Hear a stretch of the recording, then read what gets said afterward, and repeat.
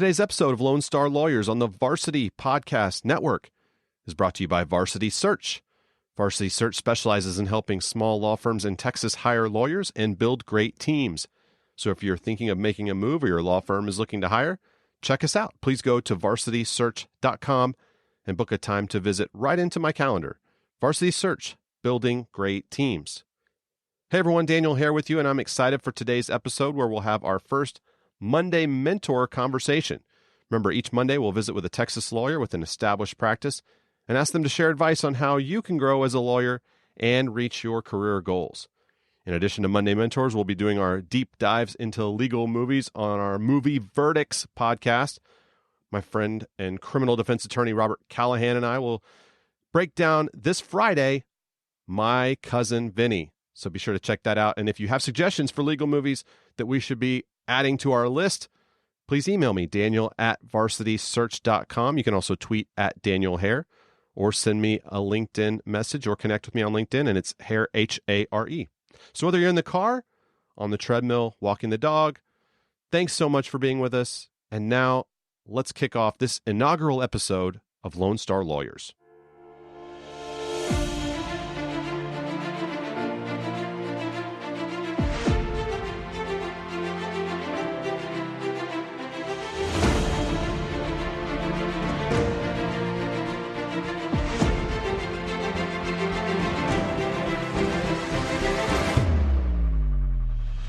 Today, we have the privilege of being joined by Gregory Cagle, who is a partner at Cagle Pugh, an Austin-based law firm, also with offices in Dallas and San Antonio, that is a leading firm in serving homeowners associations.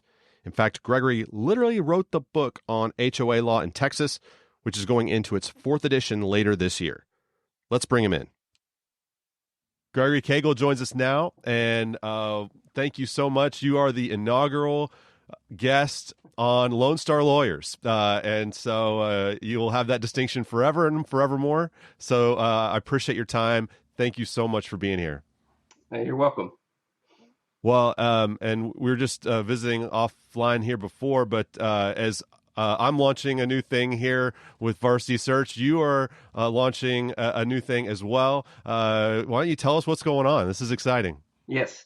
So one of my partners, Adam Pugh, and I have decided to leave the law firm of Cagle, Carpenter, Hazelwood, which is a regional law firm based out of Arizona that specializes in representing homeowners associations, to start a new law firm called Cagle Pugh that will be solely a Texas-based law firm that also specializes in representing homeowners associations. And we've been fortunate that all of the attorneys that were formerly with Cagle, Carpenter, Hazelwood are also joining our new firm.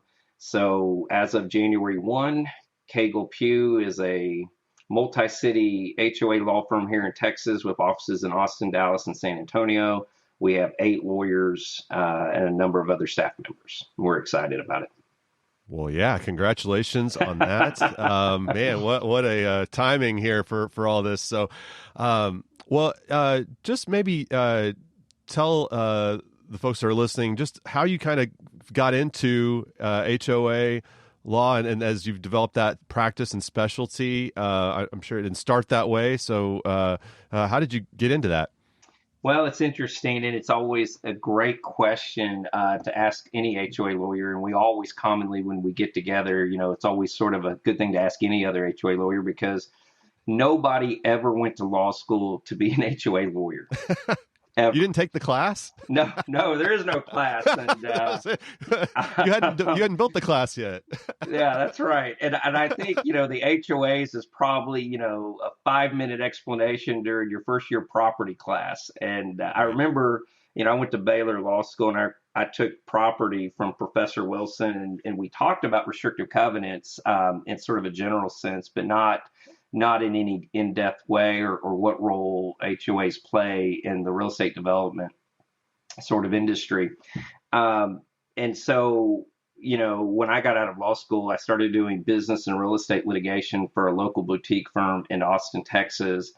And there was a point, one of my partners at that firm did a lot of real estate transactional work, including drafting development documents like restrictive covenants and creating homeowners associations on behalf of developers. And at a certain point, I was also doing a lot of restrictive covenant enforcement for municipal utility districts, which have statutory authority under the water code to enforce any restrictive covenants in their district so as to preserve the value of their tax base. And so I was doing restrictive covenant enforcement work and sort of dipping my toe in that practice of and a couple of HOAs decided to start using our firm. And because I was doing the restrictive covenant enforcement work, I kind of got tasked with representing these couple of HOAs. And at some point, the partner that was doing all the development work said, we really ought to try to actively grow our HOA practice. And my initial response to him was, I'll use the more tame version, heck no. I just didn't see that as a promising area. But over the next couple of years, he convinced me that it is something we should look into. And as my practice continued and I started representing more HOAs, I saw sort of the light, so to speak, and decided it was really a great practice area to get involved in. And we really started actively trying to develop clients. We got involved with different industry groups. And then in 2008, I was at a national conference for lawyers that represent homeowners associations. And I saw a book written by a lawyer in Florida on the laws that govern HOAs in Florida. And I thought, what a brilliant idea. And we didn't have anything like that in Texas. In fact, there really was no resource that if you wanted to start learning or the laws that apply to HOAs, there was no comprehensive resource. You kind of had to just know which chapters and which codes to look at. And I decided right then that we really ought to have a resource. And so that was sort of the inspiration to write the book, Texas Homeowners Association Law. Currently working on the 4th edition, which will be published later this year. And it's really been a great resource for both non-lawyers and lawyers. And from a client developing perspective, it was a gold mine. When you write the first book on a particular topic, they start to refer to you as the guy who wrote the book on it. And when you're the guy who wrote the book on it, anytime an HOA kind of does something that causes them to wind up on the 5 o'clock news, the reporters call you. And so the newspaper reporters, the TV reporters, you end up, everybody finds you on the internet. And so we get calls every week from new prospective clients. And we've been able to grow a very successful HOA practice and firm that primarily only represents HOAs. And it continues to grow every day. Well, that's exciting. And I do want to ask you a little bit about how younger lawyers should start thinking about developing a niche practice and kind of how to do that. But first, I want to have you reflect a little bit and think about as these most of our audience are younger lawyers just kind of getting started, maybe first few years of practice. As you kind of look back to those early years, what's maybe something that stands out to you that you learned as a young lawyer that has stuck with you and continues to be part of who you are now as a more experienced lawyer? Yeah, when I first started working, I worked at this firm called Armbrust Brown and Davis, and the Davis was a guy named Gary Davis, who I got hired to be his right-hand man associate. And so I got to work with one of the named partners. And to the extent I ever had a mentor, I would say Gary Davis was it. And Gary Davis, his mentor had told him that as an attorney, there's only 3 things you need to do to be successful. And you only have to do 2 out of the 3, and it doesn't matter which 2. And his comment was, you do good work, do it on time, and keep the client informed. And as long as you do 2 out of those 3 things, you'll be successful. So if you do really good work and you always do it on time, you don't have to tell the client anything. If you do really good work, but it's not going to be on time, keep the client informed about it. If you, what was the other one? See, do good. If you're not going to do good work, at least keep the client informed to do it on time. Right. And I would say that is kind of true. I mean, in a grand scheme, it's a great way to say it, but this is what I tell younger lawyers. We have a unique profession in that most of our clients, say 99% of them, have neither the experience, training, or background to be able to tell whether the quality of our work is good or bad. Right. Our clients are not going to read our briefs, our motions, and say, oh, that's really good work or that's really bad work. They just don't have that ability. But yet they all have an opinion about whether you're a good or bad lawyer. Sure. And you have to be thinking about, well, what is that, opinion going to be based on? It's all about perception. If your clients think you're a good lawyer, then you're a good lawyer. If your clients think you're a bad lawyer, then you're a bad lawyer. You could be the best lawyer in the world, but if your clients think you suck, then you do suck. Right. In many ways, perception is reality. So you have to be thinking about, well, what are the factors that create the perception about whether you're a good or bad attorney? And the reality is it's going to be slightly different for everybody, but there are some general common denominators. One is, I tell people, look, they can't tell whether your work is good or bad, but they can certainly catch typos. Yep. And if you can't produce typo-free work product, why should your client expect for your work product to be good if you can't even produce typo-free work product? Sure. Do you return phone calls promptly? Do you sound confident when you communicate with a client? There's a number of things that you can do that can create a good or bad perception, and that's the reality of it. And if you're focused just on doing good work, that's not enough. You have to focus on doing good work and creating the perception of good work. Yeah, no, that's great. And that applies. What I tell young lawyers is that there are two clients that you have to think about. There are what I call internal clients and external clients. Internal clients, when you're a young lawyer, are the partners who are going to hand work to you. Right. And the same thing works for both. You got to do good work, do it on time, and keep the client informed. And for internal clients, that means the partners who are working with you. And they can fire you just like an external client. And the biggest difference is that an internal client actually knows whether your work product is good or bad. Absolutely. Yep. And I tell people, if you want to know, if you get a end of the year evaluation, take it with a grain of salt. What they're telling you at the end of the year may or may not be accurate. What partners talk or say to each other about you is probably not what they're going to tell you at your evaluation. Maybe because they're just too nice. They can't be direct. But if you really want to know the most accurate barometer of what your clients or what your firm thinks of you, ask yourself this: when you do work for a partner, do they give you more work? If you're the one associate who has to send out emails frequently saying, hey, I've got a lot of capacity, does anybody have work? Then that's a problem, because really good associates, partners identify them and they go, you know what? I want that associate working for me because they do good work. They do it on time. They keep me informed.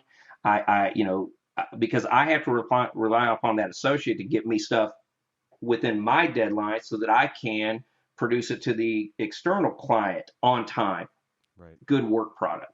And so when I identify an associate that does really good work, does it on time, keeps me informed, you can bet I'm going to give them more work. And the client or the associates that don't, ultimately, I will fire them internally by just not giving them any more work. Yeah. So if you're a young lawyer and you want to know how you're doing, don't wait till the end of the year.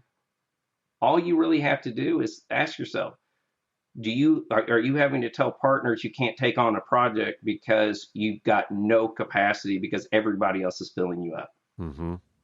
Yeah. And that's the most accurate barometer. Yeah. No, that's really, really good advice. As we're thinking about how young associates can make their internal clients, the partners, happy, or on the flip side, maybe disappoint them. You mentioned that a lot of times maybe some of the partners or senior associates, whoever's supervising, may be too nice or may not want conflict with those younger lawyers, may not want to raise an issue with them, and so that's why it's important for them to initiate and ask and all that. What's maybe something that lawyers do that maybe they don't know they do it, and usually don't that no one brings it up to them, but that at the end of the day is something that is creating a negative perception with their partners. It is maybe at the end of the year, or maybe it's when they're being let go, unfortunately, that this first time they even know about it, because sometimes that's the way things work. Yeah, what I would tell you is if you would not send an unfinished work product to an external client and ask your external client to proofread it for you, don't do that to your internal clients either. When I hand something off to an associate, I want a finished work product. I don't want you to send it with the expectation that I'm going to review it and make sure it's correct. It needs to be correct. Yeah. Because if you're going to send me something that's not in a final form, that means now I've got to review it. Now I've got to edit it. And if I'm your client, the client shouldn't have to do that. Yeah. I learned that my first week at Armrest and Brown and Davis. I was asked to do a simple motion. Very first thing I ever did as a lawyer, I drafted it up and I went into the senior associate's office, who's a great lawyer, still a good friend. And I said, here you go. And I handed it to him. And as I was handing it to him, I made this comment. Now take a look at it and let me know if I need to change anything or correct anything. And that's when his head drops like this and he looks me in the eye and he says, look, if I've got to review your work, I might as well do it myself. You're a lawyer. You got to put your head down on the chopping block and you're either going to be the hero or the goat. You ask whatever questions you need to ask, you do whatever research you need to do. But when you give me a final product, it needs to be final. Yeah. And I took that to heart, and it's something I've sort of lived by, and I sort of expect in my associates. I'm not here as the internal client to correct your work. Right. Now, if it's typo free, you've done your research, and maybe you've just taken a different approach to it, maybe we can talk about that, but at least I want it to be well thought out, well written, typo free. Yeah. And I do think there's probably, I can hear in my head lawyers thinking, well, wait, if I'm just 6 months in or 18 months in, whatever, and I'm still kind of learning some of this stuff, what's the line there? At what point can I come back to you as the partner and say, this is kind of where I'm thinking this is going, this is the direction I'm heading, and ask advice and input along the way of the work before I give it to you? Or kind of where's that line of what's expected in terms of, as a lawyer, I should know how to do this, versus how can I learn from you, the more experienced lawyer, and get that advice along the way as I'm doing this work? Well, I think it's incumbent upon partners to mentor younger lawyers, and my expectation is if you've got questions, come and knock on my door and ask me. I'm invested in you, and or at least my approach has always been, when we are bringing on younger lawyers, we're investing in them, and I want them to learn. So when you give me a final product and say it's done, I want it to be done, but during the interim, if you've got questions, I want you to come ask me. I don't want you to spin your wheels inefficiently. I want you to come ask. And I've always been of the practice of, if you've got questions, we're going to stop and talk about it. I mean, assuming I have the ability to stop and talk about it.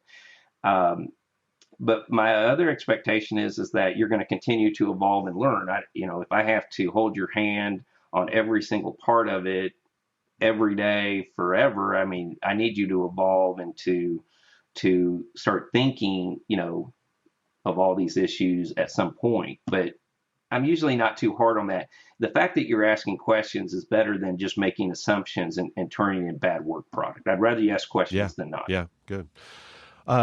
Well, as you're going through the process, and you and I have worked together in the past on some of this as well, of hiring new lawyers, what are maybe a couple of things that, as you're going through that process, that you look for?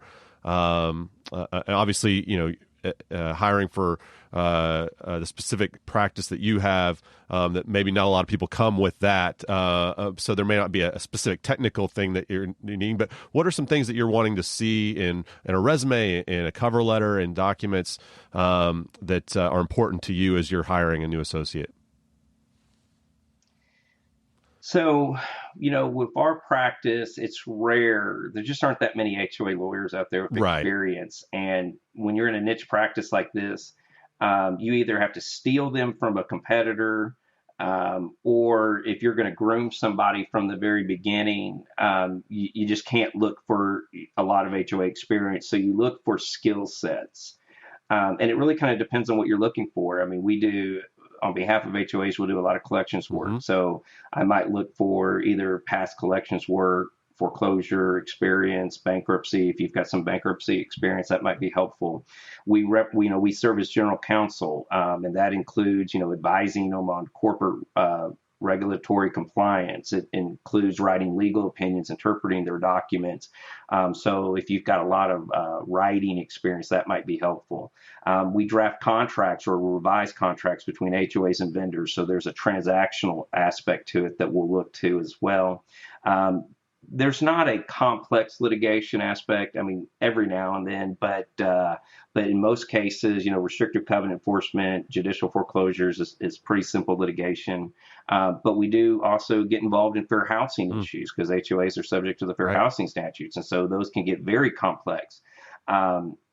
There's a number of both federal and state statutes you wouldn't normally think of as being HOA issues that really are HOA issues. So I'd like to see some litigation experience for a young lawyer. I like to see hopefully some transactional experience, maybe some collection work. But then the other part of it is just really need to see, somebody who's kind of going to be a hard worker. The traits that I think make an associate really successful is a sense of urgency, and that's hard to identify in an interview. And when I say urgency, I mean somebody who worries about getting the work product done, who, if necessary, is going to stay late because the client needs it and there's a deadline, who worries about getting it right, worries about getting it done on time, is constantly thinking about that and puts the client, first, and thinks, got to make sure we take care of the client, picking up the phone and calling the client when necessary. I want that sense of urgency. People who say, well, it's good enough, we'll just send it out, or, we'll just try to bill as much as we can, and make money for the firm. I'm not, that's not how we do things.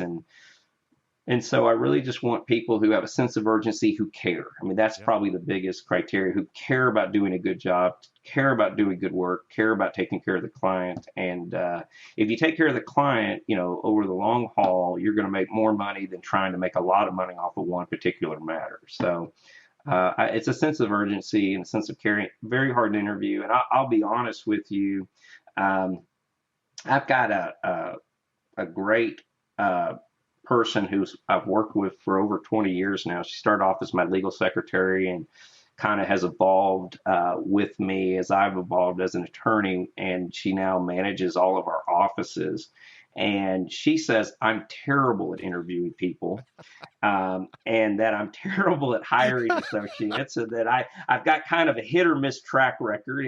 And recently I told her, you may be right. So I'm going to intentionally not be part of the first rounds of interviews. I'm going to let others who are better at sort of identifying traits that we think make associates successful, and then I'll be part of the last interview of, is there anything that stands out? But I've hired some really fantastic folks in the past, and I've hired some folks that just they did not work out, and I think we've all come to the conclusion, including myself, that my ability to identify those traits in the interview process just isn't really there. Well, you're not alone. So I know what I'm looking for. Yeah, I know what I'm looking for, but my ability to identify it is just not there. So. Well, no, there's nothing to be ashamed of with that. You are not alone. It is not easy. I do want to ask one more thing about that, whether that's you or as you mentioned, your longtime assistant who's maybe taking the lead on it now. But because I think it's especially important within a smaller firm environment, maybe versus kind of the mega firms, that the person not only is a competent lawyer but also just fits in with the culture and with the other attorneys and staff in the office. Just because there's nowhere to hide and everybody kind kind of counts on everybody and everybody knows everybody, that kind of thing. Have you found that to be the case? And so how have you looked to find people that not only can serve the clients, do the work and all that, but also fit within the environment of your firm? That's a really, it is important. It's really important. You know, Everybody's so different. Everybody has their little personality traits and idiosyncrasies, and they may not all fit in, and that's the reality of it. And to be honest with you, I think it's really important. But at the end of the day, I'd rather have somebody who's a good attorney who takes care of our clients and who cares. If you do those things, I don't care if you fit in, because in some ways you will fit in, because I've built a Yeah. culture Yeah. of people who all think that way. I Yeah. drill it into their heads. We talk about it. We talk about, our philosophies and approaches. And so, from a work perspective, if you feel that same way, you're gonna fit in. Now, we may not be having, beers at, happy hour. We may not be hanging out on the weekends, and that's okay. Yeah. That's Sure. okay. But we'll, as long as we share in the same philosophies when it comes to serving clients, I think you will fit in. And I'm pretty tolerant. I mean, I'm not looking for cookie cutter people or personalities. I mean, Right. if you care, that's the most important thing.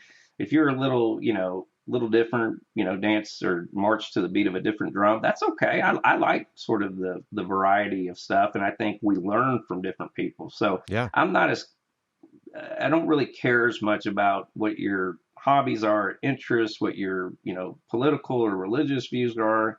I mean, as long as you're respectful and at the office with everybody else's views. But what I do care about is how you approach the work, serving the clients. That's the most important thing. Yeah. And Yeah. I'll tell you, I think when we bring people on, and I've had this discussion with some people recently, especially in a niche market like ours. The biggest barrier to entry into, say, the HOA practice is not really the specialized knowledge, to be honest with you. The barrier to entry is the client relationships. Most HOAs are managed by a property management company. And if you don't have relationships with those management companies, and more importantly, with the managers themselves, when the board says, hey, we need an attorney, or we need to get a legal opinion, or we need to, they're going to ask the manager, well, who do you recommend?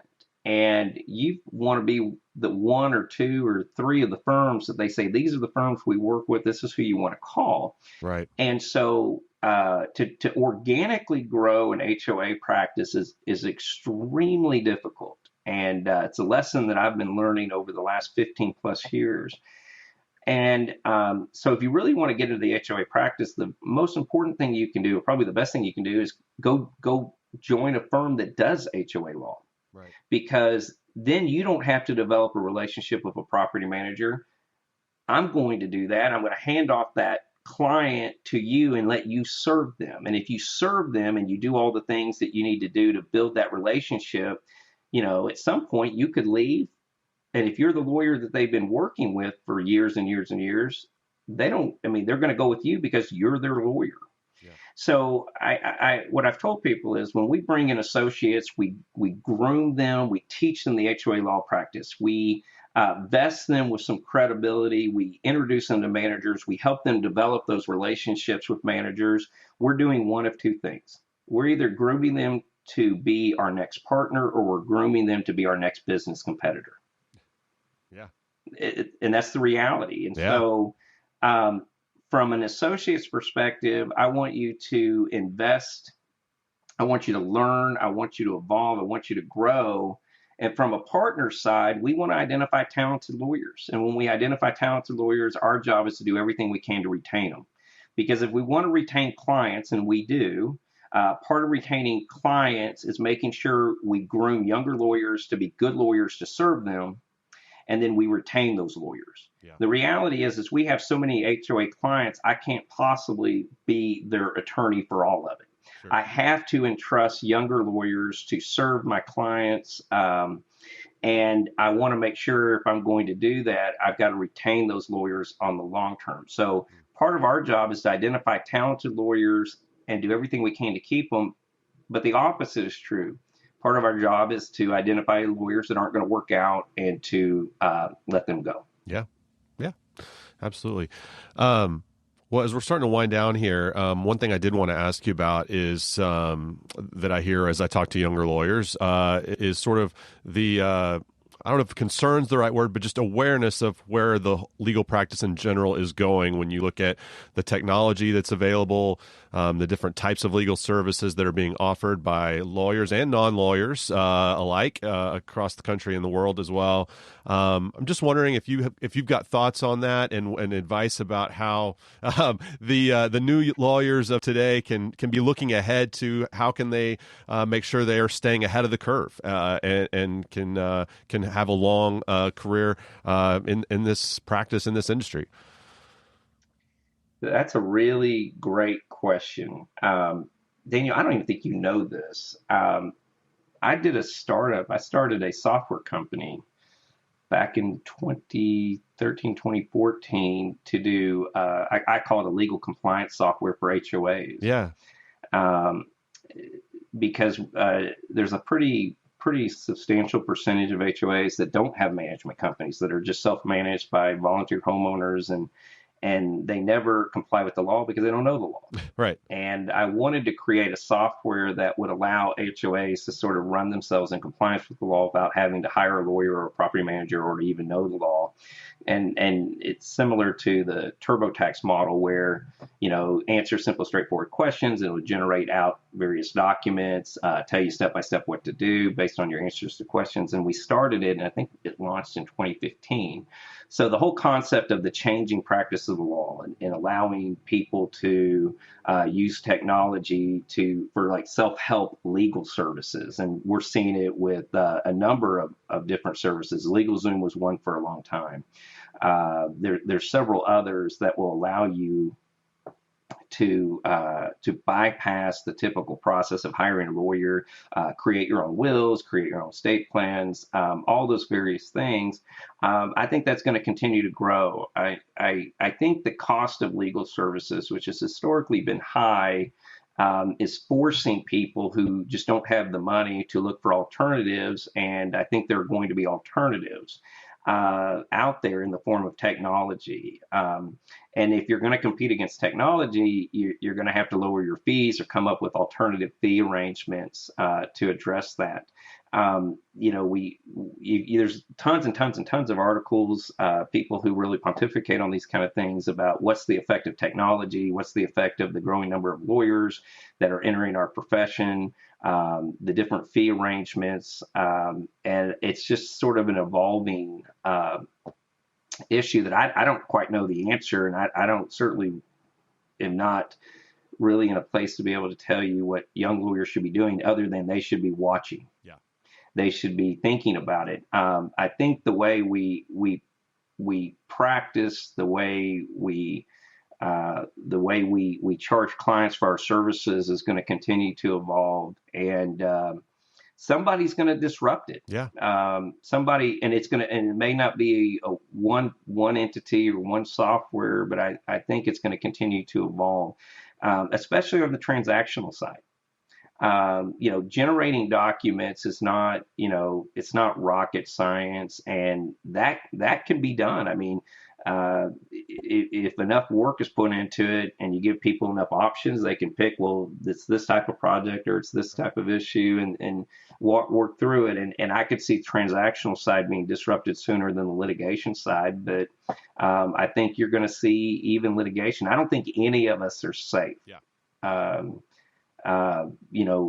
There are certain professions, I think, that have said, hey, this is never going to be disrupted by technology, but you've got, computer programs that can write, media articles, that can compose songs, that are, integrating into the medical profession, and slowly creeping into the legal profession. So, be open-minded, think outside of the box. A law degree is a great place to start, but it never really dictates what you're going to be doing or where you're going to end up. Also think about how technology can make you more efficient. A lot of times, and historically, as we went from legal secretaries who were typing things out with carbon paper to make duplicates, to now having dictation software and that efficiency. We've not always seen that result in lower cost to clients. I mean, should the technology, and this is an evolving issue too, is should technology and the efficiencies create benefit the lawyer or the client? Yeah. Something that I would have charged 2 hours for before, I can now do in 10 minutes because of technology that I pay for. Right. So I'm paying for it, and should I still, they're still getting a product that has a value of 2 hours of legal work. Right. But now I've spent more money out of pocket to be able to do it in 10 minutes. Should I still charge the client for 2 hours worth of legal work, even though it took me 10 minutes? Right. Yeah. And I think that's an evolving question. I certainly have thoughts on it, probably not for this forum, well, but it's something that you have to think about. Right, from a business perspective as well as an ethical perspective, right? I mean, there's questions on both sides of that. Absolutely. Yeah, absolutely. Absolutely. That's right. Well, we've got a few rapid fire questions here to end our time. And after we do that, we'll sign off. But I just want to again say thank you again for taking the time to be with us today. I hope that everybody listening was able to take away some nuggets and some wisdom here and apply it to their careers. So thank you so much. All right, are you ready to roll with these rapid fires here? All right. So. Well, we've maybe already hit on one of these, but so just like one word, one phrase answer. What's one trait or characteristic that you most want to see in an associate?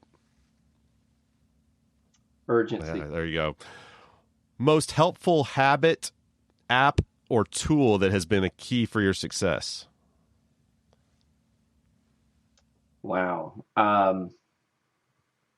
Just calendaring, Outlook calendaring. I used to have a handheld Franklin Covey where I would handwrite. Oh, yeah. And now the ability, to see my calendar on the iPhone.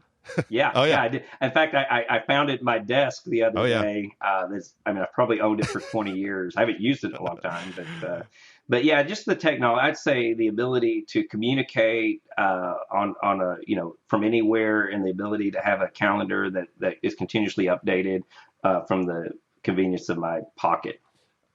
Best professional development resource that you've found or that you use? Wow. So a book out there, a podcast, or anything that you've tried to follow or pay attention to? I listen to a lot of podcasts, and I've tried various ones for lawyers, and I've never been too thrilled with any of them. And maybe I'm just not listening to the right ones. But no, I can't think. I mean, I would say if you want to be an HOA lawyer, go to the Advanced Property Law CLE that the State Bar puts on. There I'm you on go. the planning committee for it, so that's all right. We'll plug for the upcoming CLEs. That's right. That's right. It's right. Well, and of course, the 4th edition of the book when it comes out. Fourth edition of the book would be a good one. There you go. Last one. Favorite legal movie? Or movie about Few lawyers. Good Men. Few Good Men. Oh, just some great writing. I think it was Aaron Sorkin who wrote it, and I think just some of the writing and the back and forth between the lawyers, both in the courtroom and outside of the courtroom, are just really entertaining and fun. My favorite, easy one.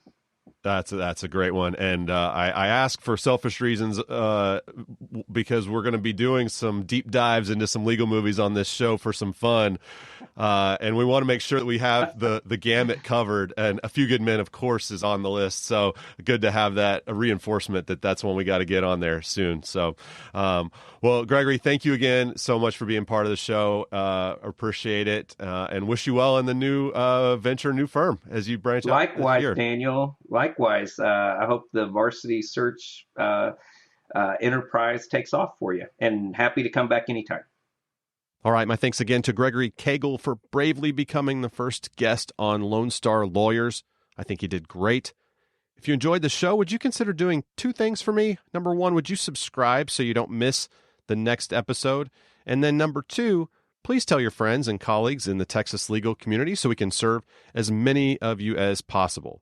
If you have suggestions or thoughts about the show, or if I can just help you in any way, please email me directly, daniel@varsitysearch.com. As a reminder, don't forget movie verdicts this Friday. My Cousin Vinny will be the movie that Robert Callahan and I break down. So if you're curious about what happens to the two Utes or need a refresher in the Magic Grits cross-examination, be sure to tune in. Then, of course, we'll be back with another Monday Mentor Pod next week.